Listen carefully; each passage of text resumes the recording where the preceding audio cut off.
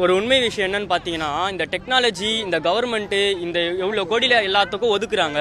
ஒதுக்கி எல்லாத்துக்குமே செயல்பட்டுட்டு தான் வருது இந்த கவர்மெண்ட். நான் இல்லைன்னு சொல்லலை, நல்லா தான் நடத்துகிறாங்கன்னு வச்சுக்கோங்களேன் ஒரு வகையில். ஆனால் இந்த டெக்னாலஜி வந்து வளர்ந்துச்சுன்றாங்க. எந்த அளவுக்கு வளர்ந்துருக்கு தெரியுமா கவர்மெண்ட் கிட்ட?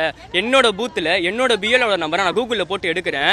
இதுக்கு முன்னாடி ஒருத்தர் ரிட்டையர் ஆகிருக்காரு, அவரோட நம்பர் வருது. அவருக்கு கால் பண்ணால் நான் இல்லை தம்பி, இப்போ வந்து பிஎலோ சேஞ்ச் ஆகியிருக்காங்க, அவங்க நம்பர் என்கிட்ட இல்லை, நீங்கள் போயிட்டு வேறு யார்கிட்டனா கேளுன்றாங்க. இப்போ போய் பார்த்தா நான் என்னோட பிஎல்ஓ தேடுறதுக்கே ஒரு நாள் ஆகுது.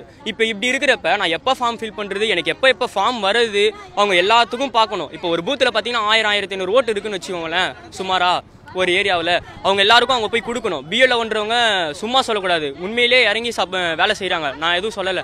ஆனால் இந்த நெருக்கடியில் எதுக்காக இதை எடுத்துகிட்டு வரீங்க? ஒன்று எலெக்ஷனுக்கு அப்புறம் வைங்க, இல்லையா எலெக்ஷனை ஒத்தி வைங்க, அவ்வளோதான் சொல்ல முடியும், வேறு எதுவுமே இல்லை. இது பண்ணாதான் கரெக்ட், இல்லைனா ஓட்டு ஓடிக்கிறேன்னு சொல்லிட்டு நீங்கள் ஒத்துக்கோங்க.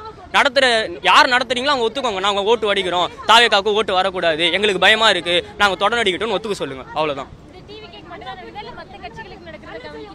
டிவி கேக்கு மட்டும் தான் வந்து இந்த ஃபார்ம் தரதை வந்து எதிர்க்கிறாங்க. அது ஏன்றது தெரியல, மோசடி செய்றாங்க. தலைவர் அவர்கள் சொல்றத போல இவங்க வந்து சொல்றாங்க வந்து டிஎம்கே நாங்கள் டிவிக்கு வந்து எதிரியா பார்க்கல, உதிரியா பார்க்குறோம், அவங்க ஒரு பொருட்டாவே நாங்கள் பார்க்கலன்னு. ஆனால் எங்களை தான் எதிரியாவே பார்க்குறாங்க.